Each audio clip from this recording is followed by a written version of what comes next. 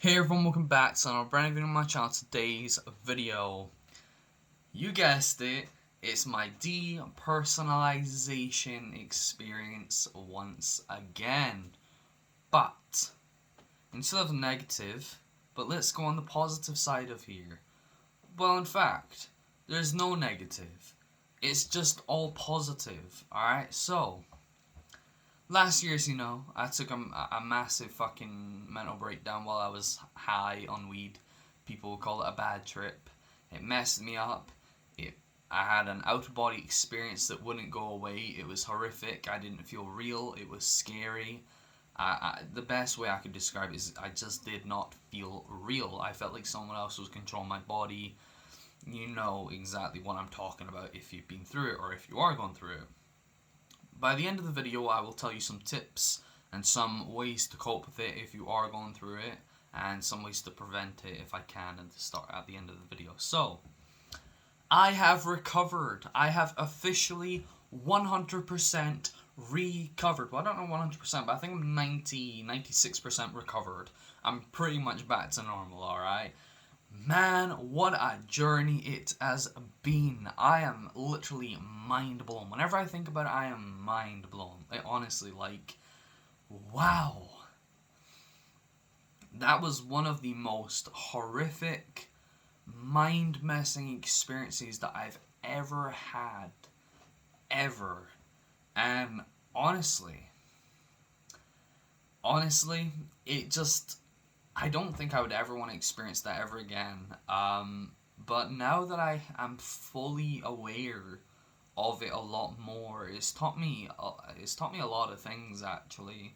Now that I am fully aware of it, I feel like I could go back into that time and deal with it again because I've gained a lot more knowledge about it, and I've been through it for a whole year, you know. So it's like I feel like I've really adapted to it. But when it went away, it was like what I am feeling is actually normal, like, if that makes sense. So it's like, when I didn't feel real, when I had an out-of-body experience, I still felt normal.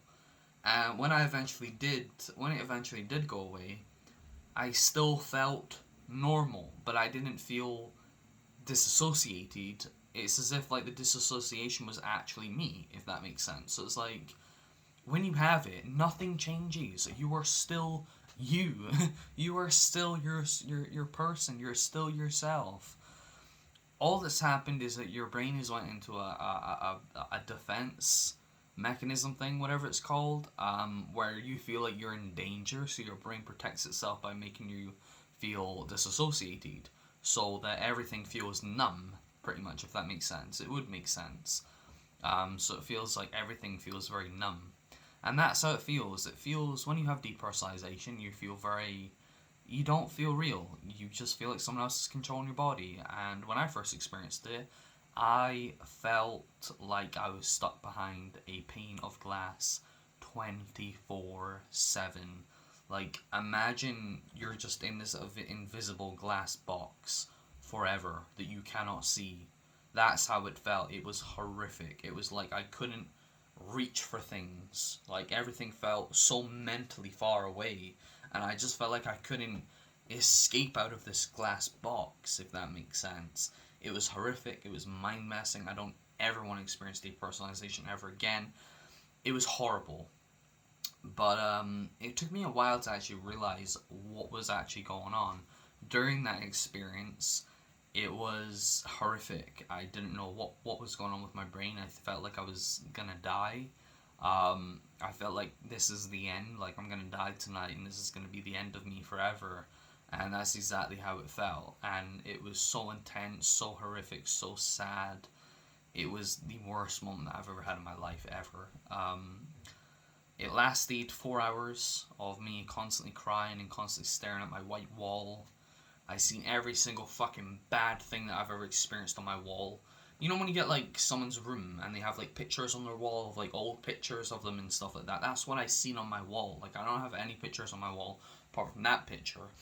But it's like I seen all these posters on my wall of every single bad fucking negative thing that I've ever seen. You know, from arguing with someone, from fucking being rude and shit, you know, and just being like fucking everything else, but it hit so fucking hard, you know, like every single bad fucking thing that I've experienced. It was like a bad mushroom trip, if that makes sense, like a bad fucking acid trip, if that makes sense, just without the fucking visuals. Like I had the exact same fucking trip, mind messing trip, as what I would have had with acid or mushrooms, but with weed instead.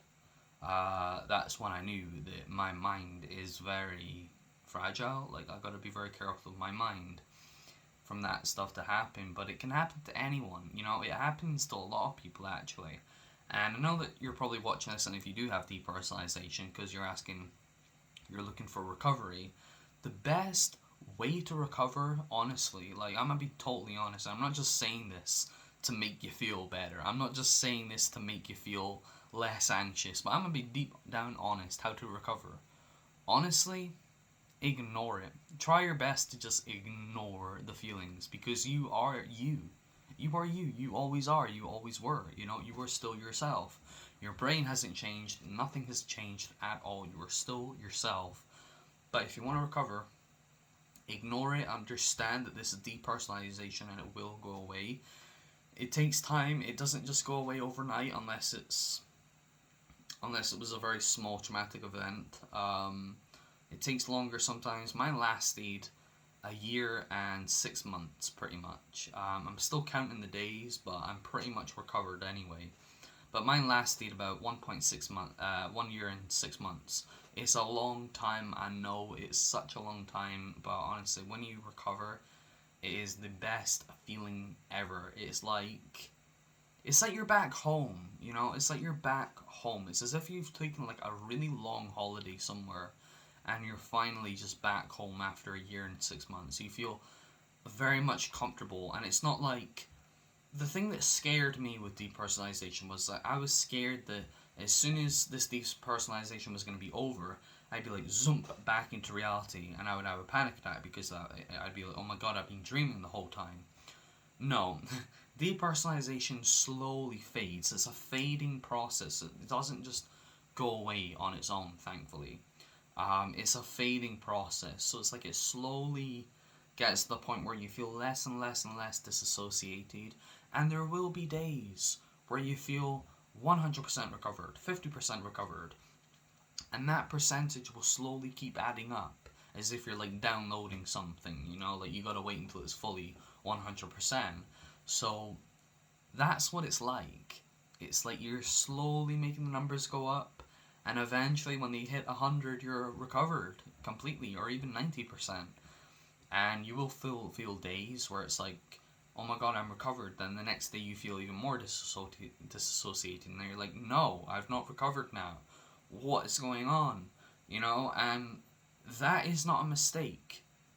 Your recovery is never a mistake. It never will be. Your recovery takes time.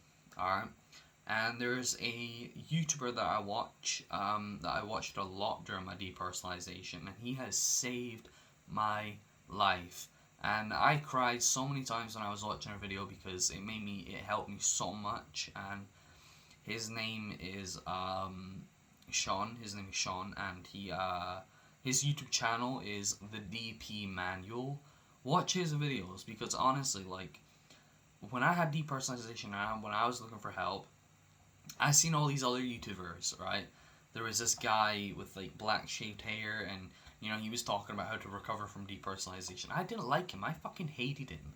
I didn't like the way how he was talking about it. And then there was this other guy who's like quite big. I didn't like him either. You know, every other YouTuber that I've watched about depersonalization, apart from this one girl, I don't know her channel name though. I will try and find that out. But every other YouTuber I hated, apart from this one girl, this woman, and this guy called Sean, the DP Manual.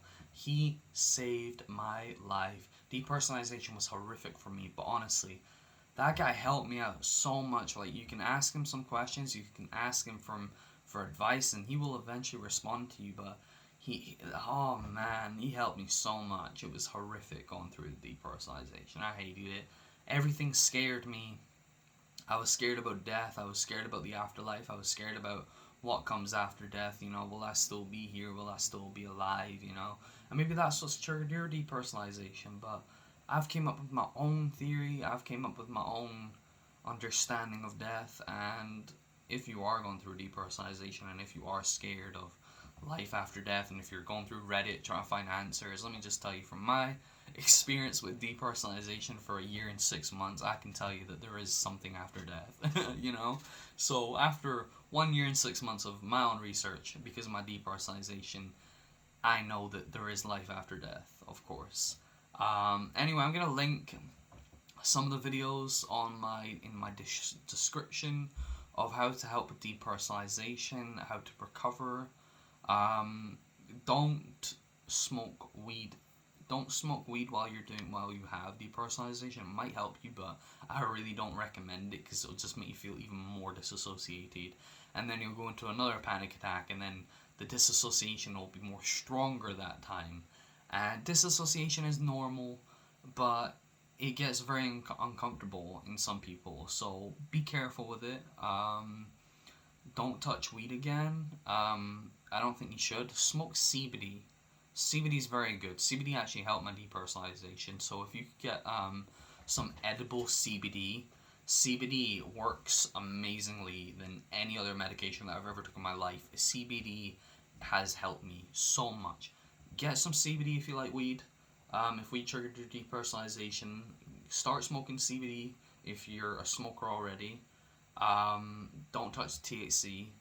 And yeah, I'm pretty sure you'll recover. What am I saying? Sorry, I got distracted. My text message. You will recover. You will recover. It's not. I'm pretty sure you will. You will recover. It's something that does work. Anyway, I'm not the best at explaining things, but check those people in my description. Subscribe to the channel or whatnot. You know, he helped me amazingly. I love him, and yeah. Anyway, you peace and love, people. I'm recovered.